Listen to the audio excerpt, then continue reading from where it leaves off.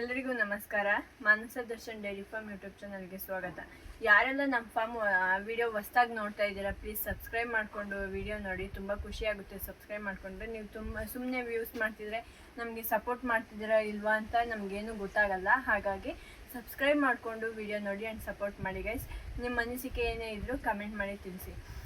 ನಾನು ಪ್ರತಿ ಒಂದು ವಿಡಿಯೋ ಮಾಡಿದಾಗಲೂ ಸೈಲೇಜ್ ಹೇಗೆ ಮಾಡ್ಕೋತೀರಾ, ತೊಟ್ಟಿ ಎಷ್ಟು ಅಳತೆ ಇದೆ, ಆಮೇಲೆ ಸೈಲೇಜು ಇದು ಏನು ಅನ್ಲೋಡ್ ಮಾಡ್ಕೊಂಡ್ರಲ್ಲ ಅದು ಅಲ್ಲಿಂದನೇ ಸೈಲೇಜ್ ತಂದು ಹಾಕೊಂಡ್ರೆ ನಿಮಗೆ ಇದಾಗಲ್ವಾ, ಯಾವ ಥರ ಎಷ್ಟು ದಿನ ಯೂಸ್ ಮಾಡ್ತೀರಾ, ಈ ಥರ ಎಲ್ಲ ಸೈಲೇಜ್ ತೊಟ್ಟಿ ಬಗ್ಗೆ ತುಂಬ ಕಾಮನ್ ಕ್ವಶನ್ ಬರ್ತಿದ್ದು.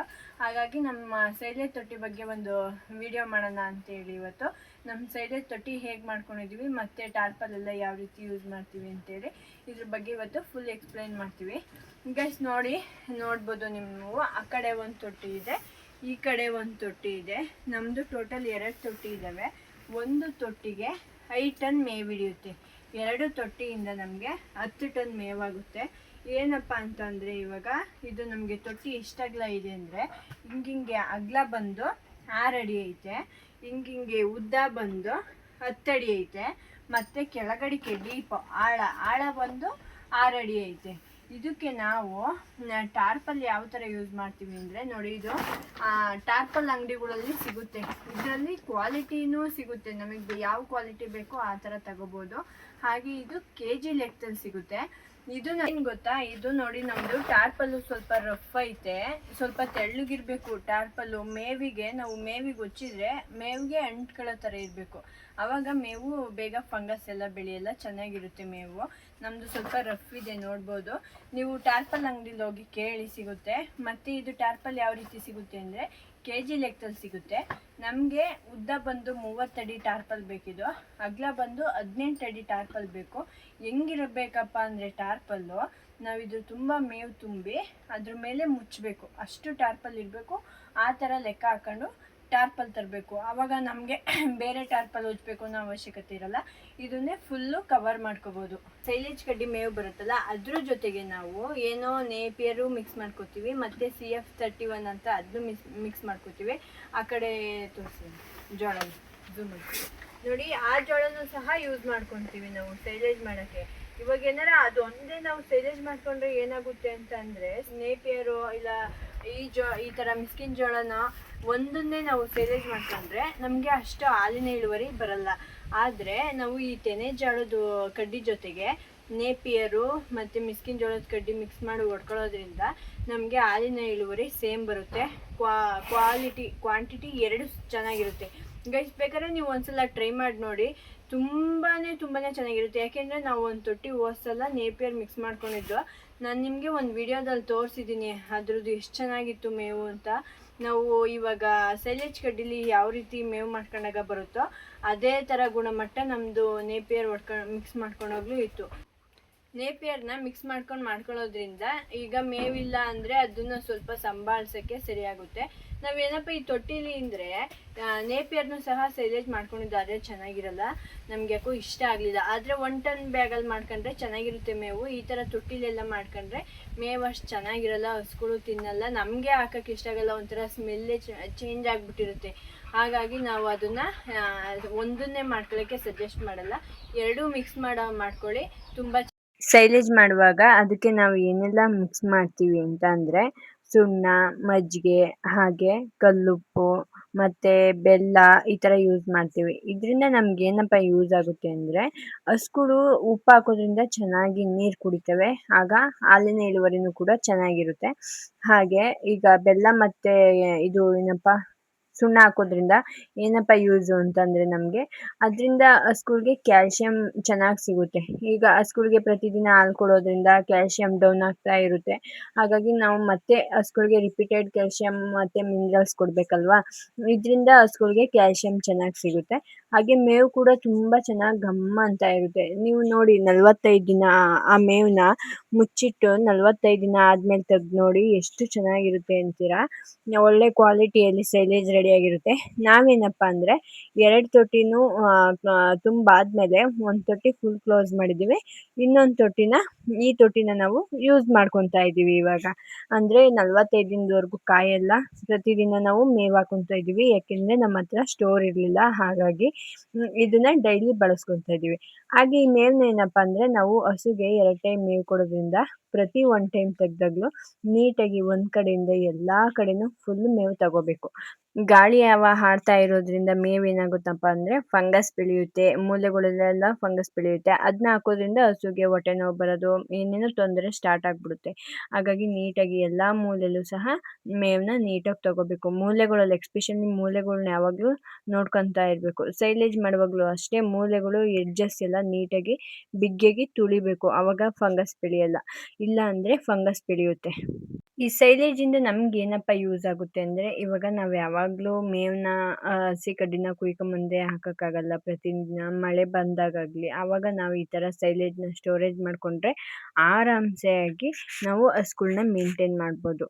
ಇದನ್ನೇ ಒಂದೇ ಕೊಡಬಾರ್ದು, ಇದ್ರ ಜೊತೆಗೆ 1 ಟೈಮ್ ಹುಲ್ಲು ಕೊಡ್ತೀವಿ. ನಾವಿನ್ನು ಏನಪ್ಪ ಅಂದರೆ ಹಸಿ ಮೇವು ಕೊಡ್ತಾಯಿಲ್ಲ. ಅದಕ್ಕೆ ಹೈಡ್ರೋಫಾನಿಕ್ಸ್ ಅಂತ ಇದು ಬರುತ್ತಲ್ಲ, ಅದನ್ನು ಫಾಲೋ ಮಾಡಬೇಕು ಅಂತ ಅಂದ್ಕೊಂಡಿದ್ದೀವಿ ಹಸಿ ಮೇವಿಗಾಗಿ. ಹಸಿ ಮೇವು ನಾವು ಡೈಲಿ 10 ಹಸು ಕುಯ್ಕೊಂಬಂದು ಹಾಕೋಕ್ಕಾಗಲ್ಲ, ಹಾಗಾಗಿ ಹಿಂಸೆ ಅಂದರೆ ಅದೇ ಒಂದು ಕೆಲಸ ಆಗಿಬಿಡುತ್ತೆ. ಹಾಗಾಗಿ ನಾವು ಇನ್ನೂ ಅದನ್ನ ಅಡಾಪ್ಟ್ ಮಾಡ್ಕೊಂಡಿಲ್ಲ. ಬರೀ ಸೈಲೇಜ್ ಹಾಗೆ ಒಣ ಮೇವು ಕೊಡ್ತೀವಿ. ಗೈಸ್ ನೋಡಿ ಬನ್ನಿ, ನಾವು ತೋರಿಸ್ತೀನಿ ನಿಮಗೆ ನಮ್ಮ ಮೇವು ಹೇಗಿದೆ ಅಂತ. ನೋಡಿ, ನಾವು ಇದನ್ನು ಡೈಲಿ ಯೂಸ್ ಮಾಡ್ತಾ ಇರೋದು, ಅಂದರೆ 45 ದಿನದವರೆಗೂ ಅದನ್ನು ಬಿಟ್ಟಿಲ್ಲ, ಹಾಗೆ ಯೂಸ್ ಮಾಡ್ತಾ ಇದ್ದೀವಿ. ಯಾವ ಕಲರ್ ಇದೆ ನೋಡಿ, ಈ ಥರ 45 ದಿನ ಆದರೂ ಇದೇ ಥರ ಗೋಲ್ಡ್ ಕಲರ್ ಬರುತ್ತೆ ನೋಡಿ. ಇದು ಸ್ವಲ್ಪ ಇವಾಗ ಗಮ್ ಅಂತ ಇದೆ. 45 ದಿನ ಆದರೆ ಇನ್ನೂ ಚೆನ್ನಾಗಿ ವಾಸನೆ ಬರುತ್ತೆ ಮೇವು. ತುಂಬ ಚೆನ್ನಾಗಿ ಹಾಲು ಕೊಡ್ತದೆ, ಹಾಲಿನ ಇಳುವರಿನೂ ಚೆನ್ನಾಗಿರುತ್ತೆ. ಹಸುಗಳು ಲಾಸ್ ಆಗೋಲ್ಲ ಈ ಮೇವು ತಿನ್ನೋದ್ರಿಂದ, ಸೈಲೇಜ್ ಮೇವು ತಿನ್ನೋದ್ರಿಂದ.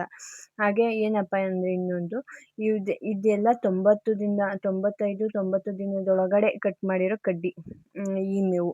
ಅದ್ರ ಮೇಲೆ ಬಿಟ್ಟರೆ ಗೊತ್ತೇ ಇರುತ್ತೆ ನಿಮಗೆ, ಬಲ್ತೋಗುತ್ತೆ. ಆಗ ಮೇವು ಅಂದರೆ ಹಸುಗೆ ಜೀರ್ಣ ಆಗಲ್ಲ ಹೊಟ್ಟೆಲಿ. ಹಾಗಾಗಿ ಇದು 90 ದಿನದೊಳಗಡೆ ಕೂದಿರೋ ಮೇವು ಈ ಥರ ನೀಟಾಗಿ ಈಗ ಫುಲ್ ತೆಗೆದ್ರೆ ಸುಮ್ಮನೆ ಗಾಳಿ ಆವಾಡುತ್ತೆ, ಹಾಗಾಗಿ ಸ್ವಲ್ಪ ತೆಗ್ದು ತೋರಿಸಿದ್ದೀನಿ ನಿಮಗೆ. ಈ ಥರ ತೆಗ್ದಾದ್ಮೇಲೆ ನಾವೇನು ಮಾಡ್ತೀವಿ ಅಂದರೆ ಅದ್ರ ಮೇಲೆ ಸ್ವಲ್ಪ ವೆಯ್ಟ್ ಇರೋದು ಏನಾರು ಹಾಕ್ಬಿಡ್ತೀವಿ ಗೈಸ್. ಆವಾಗ ಏನೂ ಆಗೋಲ್ಲ, ಮೇವು ಚೆನ್ನಾಗಿರುತ್ತೆ. ನಾವು ಇದೇ ರೀತಿ ಗೈಸ್ ಯೂಸ್ ಮಾಡೋದು ಮೇವನ್ನ. ನೀವು ಯಾವ ರೀತಿ ಯೂಸ್ ಮಾಡ್ತೀರಾ ಮೇವನ್ನ, ನೀವು ಯಾವ ರೀತಿ ಸೈಲೇಜ್ ಮಾಡ್ಕೊಂಡಿದ್ದೀರಾ ಅಂತೇಳಿ ಒಂದು ಕ್ಲಿಪ್ಪು ಅಂದರೆ ಯಾವ ರೀತಿ ಅನ್ನೋದೊಂದು ತೋರಿಸಿ ಗೈಸ್. ಇಲ್ಲಿ ನೋಡ್ತಾ ಇರ್ಬೋದು ಗೈಸ್ ನೀವು, ಇದು ನಮ್ಮದು ಫುಲ್ ತುಂಬಿರೋ ತೊಟ್ಟಿ. ಈ ತೊಟ್ಟಿಗೆ ನಾವು ಫುಲ್ಲು 2 ಒಟ್ಟಿಗೆ ಓಡಿಸಿದ್ದು, ಬಟ್ ನಾವು ಇದನ್ನ ಇವಾಗಲೇ ಯೂಸ್ ಮಾಡಲ್ಲ. ಅದಕ್ಕೋಸ್ಕರ ಈ ಥರ ಏನು ಮಾಡ್ತೀವಿ ಅಂದರೆ, ಅದು ಟಾರ್ಪಲ್ ಇರುತ್ತಲ್ವ ಮೇವು ತೊಟ್ಟಿಗೆ ಹಾಕಿರೋದು, ಆ ಟಾರ್ಪಲಲ್ಲಿ ಫಸ್ಟ್ ಕವರ್ ಮಾಡ್ತೀವಿ. ಅದ್ರ ಮೇಲೆ ಇನ್ನೊಂದು ಟಾರ್ಪಲ್ ಹಾಕ್ಬಿಟ್ಟು ಅದ್ರ ಮೇಲೆ ಫುಲ್ಲು ಮಣ್ಣು ಹಾಕ್ತೀವಿ. ಇದರಿಂದ ಏನಪ್ಪ ಅಂದರೆ ಒಂದು ಚೂರು ಗಾಳಿ ಒಳಗಡೆ ಹೋಗಲ್ಲ, ಹಾಗಾಗಿ ಮೇವು ಏನೂ ಆಗೋಲ್ಲ. ಈ ಥರ ನಾವು ತುಂಬ ಸಲ ಟ್ರೈ ಮಾಡಿದ್ದೀವಿ ಆಗ್ಲೇನ. ನೀವು ದೊಡ್ಡ ದೊಡ್ಡ ಬಂಕರ್ಗಳಲ್ಲಿ ನೋಡ್ಬೋದು, ಅವರೆಲ್ಲ ಟೈರೆಲ್ಲ ಹಾಕಿರ್ತಾರೆ. ಎಷ್ಟು ಚೆನ್ನಾಗಿ ಅಂದರೆ ಅವರು ಅದೇ ಗಾಳಿ ಆಗಬಾರ್ದು ಅಂತೇಳಿ ವೆಯ್ಟ್ ಹಾಕಿರ್ತಾರೆ. ನಾವೇನು ಮಾಡ್ತೀವಿ ಅಂದರೆ, ಆವಾಗ ಬೇಗ ತೆಗಿಯೋದಾದರೆ ಮಾತ್ರ ಸುಮ್ಮನೆ ಅಲ್ಲಿಗೆ ಕಲ್ಲು ಈ ಥರ ಏರಿರ್ತೀವಿ. ಇಲ್ಲ ಅಂದರೆ ನಾವು ಜಾಸ್ತಿ ದಿನದವರೆಗೂ ಈ ಮೇವು ತೆಗಿಯಲ್ಲ ಅಂತ ಅಂದರೆ ಮಣ್ಣು ಹಾಕ್ತೀವಿ. ಎಲ್ಲ ಎಡ್ಜಸ್ಗಳಿಗೆ ಸ್ವಲ್ಪ ಜಾಸ್ತಿ ಮಣ್ಣು ಹಾಕ್ತೀವಿ, ಮೂಲೆಗಳಿಗೆ ಜಾಸ್ತಿ ಮಣ್ಣು ಹಾಕ್ತೀವಿ. ಆಮೇಲೆ ಇನ್ನು ಫುಲ್ಲು ಸುತ್ತ ಮಣ್ಣು ಹಾಕ್ತೀವಿ. ಇದರಿಂದ ನಮಗೆ ಒಂದು 5ರಿಂದ 6 kg ಅಷ್ಟು ಮೇವು ಮಾತ್ರ ಹಾಳಾಗಿರುತ್ತೆ. ಮೇಲ್ಗಡೆ ಒಂದು ಲೇಯರ್ ತೆಗ್ದಾಕ್ತೀವಿ, ಕೆಳಗಡೆ ಇದು ಯೂಸ್ ಮಾಡ್ತೀವಿ. ಯಾಕೆಂದರೆ ನಾವು ಇದು ಯಾವಾಗಲೂ ಅಷ್ಟೇ ಇದನ್ನೇ ಟ್ರೈ ಮಾಡೋದು. ಈ ಮೇವನ್ನ ನಾವು 1-1.5 ವರ್ಷದವರೆಗೂ ಓಪನ್ ಮಾಡದೆ ಈ ಥರ ನೀಟಾಗಿ ಕ್ಲೋಸ್ ಮಾಡಿಟ್ಟರೆ 1.5 ವರ್ಷದವರೆಗೂ ತೆಗೆದು ಆಮೇಲೆ ಮತ್ತೆ ತೆಗಿಬೋದು. ಏನೂ ಆಗಿರಲ್ಲ, ಮೇವು ತುಂಬ ಚೆನ್ನಾಗಿರುತ್ತೆ. ಆಮೇಲೆ ಅವರು ಇದರಲ್ಲಿ ತಂದಿದ್ರಲ್ಲ ಮೇವು, ಅದೇನಪ್ಪ ಅಂತಂದರೆ ಅವರು ಅಲ್ಲಿ ಸ್ಪಾಟಲ್ಲೇ ಒರೆಸ್ಕೊಂಬಂದಿರ್ತಾರೆ. ನಾವಿಲ್ಲಿ ಅದನ್ನು ತೆಗೆದು ನೀಟಾಗಿ ಉಪ್ಪು ಮತ್ತು ಬೆಲ್ಲ ಎಲ್ಲ ಹಾಕಿ ನೀಟಾಗಿ ಸೈಲೇಜ್ ಮಾಡ್ಕೊಂಡಿದ್ದೀವಿ. ಗೈಸ್ ಈ ಥರ ಮಾಡ್ಕೊಂಡ್ರೆ ತುಂಬ ಯೂಸ್ ಆಗುತ್ತೆ. ಅಕಸ್ಮಾತ್ ಈಗ ಬ್ಯಾಗಲ್ಲಿ ಮಾಡ್ತೀರಾ ಅಂತ ಅಂದ್ಕೊಳ್ಳ, ಬ್ಯಾಗಲ್ಲಿ ಮಾಡಿದಾಗ ಏನಪ್ಪ ಮಾಡ್ಕೋಬೇಕು ಅಂತ ಅಂದರೆ ಅದ್ರ ಮೇಕೆ ವೆಯ್ಟಾಗಿ ಕಲ್ಲು ಅಲ್ಲಿಗೆ ಏನಾರ ಈ ಥರ ಜೋಡಿಸಿದ್ರೆ ಬಿಗ್ಗಿಗೆ ಏರ್ ಹೋಗಲ್ಲ, ಆಗ ಅದು ಮೇವು ಚೆನ್ನಾಗಿರುತ್ತೆ. ನಾವು ಫಸ್ಟ್ ಬ್ಯಾಗೇ ಯೂಸ್ ಮಾಡ್ತಿದ್ದು, ಬಟ್ ಲೈಫು ತೊಟ್ಟಿಗೆ ಜಾಸ್ತಿ ಇರೋದು, ಬ್ಯಾಗಿಗಲ್ಲ. ನಮ್ಮ ಬ್ಯಾಗೆಲ್ಲ ತುಂಬ ಅರ್ಧೋಗ್ಬಿಟ್ಟಿದ್ದು. ನೋಡಿ ಗೈಸ್, ಇದು ಟಾರ್ಪಲ್ ಸ್ವಲ್ಪ ಚೇಂಜ್ ಇದೆ. ಇದು ಟಾರ್ಪಲ್ ಸ್ವಲ್ಪ ತೆಳ್ಳಗಿದೆ, ಇನ್ನೊಂದು ಟಾರ್ಪಲ್ಲು ಸ್ವಲ್ಪ ಜಾಸ್ತಿ ಗಟ್ಟಿ ಇದೆ. ಈ ಥರ ತೆಳ್ಳಗಿರೋ ಟಾರ್ಪಲ್ ಯೂಸ್ ಮಾಡಿದರೆ ಮೇವಿಗೆ ಹತ್ಕೊಳ್ಳುತ್ತೆ, ಹಾಗೆ ಆವಾಗ ಏರ್ ತಗೊಳ್ಳಲ್ಲ ಟಾರ್ಪಲ್ಲು. ನೀವು ನೋಡಿ ತೊಗೊಂಡು ಬನ್ನಿ ಗೈಸ್. ಅಕಸ್ಮಾತ್ ನಾವು ನೀಟಾಗಿ ಮೆತ್ತಾ ಹೋದರೆ ಸ್ವಲ್ಪ ಲೈಟಾಗಿ ಹುಳ ಸ್ಟಾರ್ಟ್ ಆಗಿತ್ತು. ಒಂದು ಟೈಮು ಹಾಗೆ ಬಿಟ್ಟಿದ್ದು, ಅಂದರೆ ವೆಯ್ಟ್ ಜಾಸ್ತಿ ಆಗಿರಲಿಲ್ಲ, ಹುಳ ಸ್ಟಾರ್ಟ್ ಆಗಿತ್ತು. ಅದನ್ನೆಲ್ಲ ನೀಟ್ ಮಾಡಿಕೊಂಡು ಅದ್ರ ಕೆಳಗಡೆ ಇರೋ ಮೇವು ಯೂಸ್ ಮಾಡ್ಬೋದು. ಅದು ಚೆನ್ನಾಗಿ ಸ್ಮೆಲ್ ಇರುತ್ತೆ ಗೈಸ್, ಏನು ಪ್ರಾಬ್ಲಮ್ ಇಲ್ಲ. ಹುಳ ಆದರೂ ಮತ್ತು ವೈಟ್ ಪೋಸ್ಟ್ ಬಂದರೂ ತೆಗ್ದಾಕಿ ಯೂಸ್ ಮಾಡ್ತೀವಿ ನಾವು. ಆಮೇಲೆ ಈ ಸೈಲೇಜ್ ಮಾಡಿಕೊಂಡ್ರೆ ನಾವು ಏನಪ್ಪ ನಮಗೆ ಯೂಸು ಅಂತಂದರೆ, ಆರಾಮಾಗಿ ಕುರಿ ಸಾಕ್ಬೋದು, ಮೇಕೆ ಸಾಕ್ಬೋದು, ಹಸು ಸಾಕ್ಬೋದು, ಎಮ್ಮೆಗಳಿಗೂ ಹಾಕ್ಬೋದು. ಆಮೇಲೆ ಈ ಏನಪ್ಪ ಈ ಬೆಲ್ಲ ಎಲ್ಲ ಹಾಕೋದ್ರಿಂದ ಹಸುಗಳ್ಗೆ ಕ್ಯಾಲ್ಶಿಯಮ್ ಸಿಗುತ್ತೆ. ಹಸುಗಳು ಚೆನ್ನಾಗಿ ತಿಂತವೆ, ಆರೋಗ್ಯವಾಗಿಯೂ ಇರ್ತವೆ. ನಮಗೆ ಮೇವಿಲ್ಲ, ಇವಾಗೇನೋ ನಮಗೆ ಡೈಲಿ ಮೇವಿರುತ್ತೆ, ಕುಯ್ಕೊಂಬಂದು ಹಾಕ್ತೀವಿ. ಇವಾಗ ಮೇವಿಲ್ಲದ ಟೈಮಲ್ಲಿ ಏನು ಮಾಡೋದು, ಆವಾಗ ಈ ರೀತಿ ಸ್ಟೋರೇಜ್ ಮಾಡ್ಕೊಂಡ್ರೆ ನಮಗೆ ಮೇವಿನ ಕೊರತೆ ಕಡಿಮೆ ಆಗುತ್ತೆ. ಆಮೇಲೆ ಇನ್ನೊಂದಿದೆ ಗೈಸ್, ಇವಾಗ 90 ದಿವಸದೊಳಗಡೆ ಮೇವು ಕಟಾವು ಮಾಡಬೇಕು. ಯಾವುದು ಮಿಸ್ಕಿನ ಜೋಳದ್ದು ಇದು ಮೇವಿನ ಕಡ್ಡಿ, ಸೈಲೇಜ್ ಮಾಡೋ ಕಡ್ಡಿನ 90 ದಿವಸದೊಳಗೆ ಕಟಾವು ಅದ್ರ ಮೇಲೆ ಹೋದರೆ ಬಲ್ತೋಗುತ್ತೆ. ಆವಾಗ ನಾವು ಹಸುಗೆ ಅದು ಹಾಕಿದ್ರೂ ವೇಸ್ಟು. ಅದಕ್ಕೆ ಕರೆಕ್ಟಾಗಿ ಆ ದಿನಕ್ಕೆ ಕರೆಕ್ಟಾಗಿ ನಾವು ಕುಯ್ಕೊಂಬಂದು ಕಡ್ಡಿನ ಈ ಥರ ಸೈಲೇಜ್ ಮಾಡಿ ಇಟ್ಕೊಂಡ್ರೆ ಹಾಲು ತನಿಯಾಗಿರುತ್ತೆ, ಹಾಲು ಚೆನ್ನಾಗಿ ಬರುತ್ತೆ. ಆಮೇಲೆ ತೆಪ್ಪೆಲ್ಲಿ ಬರೋಲ್ಲ ಏನೋ ಜೋಳ. ಅಕಸ್ಮಾತ್ ನಾವು ಡೈಲಿ ಕುಯ್ಕೊಂಬಂದು ಹಾಕ್ತೀವಿ ಅಂತ ಹೋದಾಗ ಅದೇನಾಗುತ್ತೆ, ಬಲ್ತ್ಬಿಡುತ್ತೆ, ದಿನ ಜಾಸ್ತಿ ಆಗುತ್ತೆ. ಆವಾಗ ನಾವು ಹಾಕಿದ್ರು ಅದು ತೆಪ್ಪೆಲ್ಲಿ ಹೋಗುತ್ತೆ, ಜೀರ್ಣ ಆಗೋಲ್ಲ ಹಸುಗೆ. ಇದನ್ನ ನಾವೆಲ್ಲ ಕುರಿಗೆಲ್ಲ ಬಳಸ್ಬೋದು ಆರಾಮ್ಸೆ, ಏನು ತೊಂದರೆ ಇರೋಲ್ಲ. ಈಗ ಮಳೆಗಾಲದಲ್ಲೆಲ್ಲ ಹೋಗಿ ನಾವು ಕಡ್ಡಿ ಕುಯ್ಕೊಂಬರೋಕ್ಕಾಗಲ್ಲ. ಯಾವಾಗಲೂ ಹೊರಗಡೆ ಇರೋ ಕಡ್ಡಿ ಮೇಲೆ ನಾವು ಅಂದರೆ ಅದ್ರ ಮೇಲೆ ಡಿಪೆಂಡ್ ಆಗಿರೋಕ್ಕಾಗಲ್ಲ. ಈ ಥರ ಸ್ಟೋರೇಜ್ ಮಾಡ್ಕೊಂಡ್ರೆ ನಮಗೆ ಜಾಸ್ತಿ ಯೂಸ್ಫುಲ್ ಆಗೋದು. ನಾವೇನು ಮಾಡ್ತೀವಪ್ಪ ಅಂದರೆ ನೋಡಿ ಗೈಸ್, ಇದೈತಲ್ಲ ಈ ಬೂಶಿಲಿ ಈ ಡಬ್ಬಲ್ಲಿ 2 ಡಬ್ಬ ಹಾಕ್ತೀವಿ ಒಂದು ದಿನಕ್ಕೆ. ಒಂದು ಹಸುಗೆ ಅಷ್ಟೇ ಹಾಕೋದು. ಎಷ್ಟು ಅದು 15 ಲೀಟ್ರ್ ಕೊಡಲಿ 20 ಲೀಟ್ರ್ ಕೊಡಲಿ, ನಮ್ಮದು 16 ಲೀಟ್ರ್ ಕೊಡ್ತಿರೋ ಹಸುಗೆ ಇದರಲ್ಲಿ ಒಂದೇ ಡಬ್ಬ ಹಾಕೋದು. ಇದು ಸಾಮಾನ್ಯ 12ರಿಂದ 15 14 ಕೆ ಜಿ ಅಲ್ವಾ ಹಿಡಿಬೋದು. ಈ ಡಬ್ಬು 12ರಿಂದ 15 ಕೆ ಜಿ ಮೇವು ಹಿಡಿಬೋದು. ಬೆಳಗ್ಗೆ ಒಂದು ಡಬ್ಬ ಹಾಕ್ತೀವಿ, ಹಾಗೆ ಸಂಜೆ ಒಂದು ಡಬ್ಬ ಹಾಕ್ತೀವಿ. ಅದು ಬಿಟ್ಟರೆ ಇನ್ನು ಮಧ್ಯಾಹ್ನ ಒಂದು ಟೈಮ್ ಒಣಲ್ ಕೊಡ್ತೀವಿ. ಹಸಿ ಮೇವೇನು ಕೊಡ್ತಾಯಿಲ್ಲ ಗೈಸ್, ನಾವು ಅದನ್ನು ಮೇಂಟೈನ್ ಮಾಡೋಕ್ಕಾಗ್ತಾ ಇಲ್ಲ. ನೋಡೋಣ ಮುಂದಿನ ದಿನಗಳಲ್ಲಿ ಈಗೇನಾರ ಹೈಡ್ರೋಫೋನಿಕ್ಸ್ ಎಲ್ಲ ಮಾಡ್ಕೋಬೋದು. ಅದನ್ನೂ ಒಂದು ಸಲ ಟ್ರೈ ಮಾಡಬೇಕು ಅಂತ ಅಂದ್ಕೊಂಡಿದ್ದೀವಿ. ನೀವೆಷ್ಟು ಒಂದು ಹಸುಗೆ ಒಂದು ದಿನಕ್ಕೆ ಎಷ್ಟು ಕೆ ಜಿ ಎಷ್ಟು ಮೇವು ಕೊಡ್ತೀರಾ, ನಿಮ್ದು ಹೆಂಗಿದೆ? ಈಗ ಒಂದು 12 ಕೆ ಜಿ ಕೊಟ್ಟರೆ ಹಾಲಿನ ಇಳುವರಿ ನಿಮ್ದು ಹೆಂಗೆ ಬರ್ತಾಯಿದೆ, ಯಾವ ಥರ ಸೈಲೇಜ್ ಯೂಸ್ ಮಾಡ್ತಿದ್ದೀರಾ ಅಂತೇಳಿ ಒಂದು ಕಮೆಂಟ್ ಮಾಡಿರಿ. ಆಮೇಲೆ ಹೆಂಗೆ ಗೊತ್ತಾ, ಬ್ಯಾಗಿಗೆ ಇವಾಗ ತೊಟ್ಟಿ ಮಾಡ್ಕೊಳ್ಳೋದ್ರಿಂದ ಏನಪ್ಪ ಯೂಸು ಅಂದರೆ, ಬ್ಯಾಗಿಗೆ ಲೈಫ್ ಇರೋಲ್ಲ, ಬೇಗ ಹರಿದೋಗ್ಬಿಡ್ತದೆ. ನಾವು ಸಖತ್ ಬ್ಯಾಗ್ ಯೂಸ್ ಮಾಡಿದ್ವಿ, ಸೈಡ್ ಓಪನ್ ಆಗುತ್ತೆ. ಆಮೇಲೆ ಏನಾರ ಒಂದು ಸ್ವಲ್ಪ ಹಸು ತಿವಿದ್ರೆ ಬ್ಯಾಗ್ ಹರಿದೋಗುತ್ತೆ, ಆ ರೀತಿ.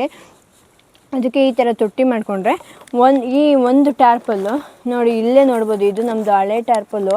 ಇದು ತೆಳ್ಳಗೈತೆ ಕವರು.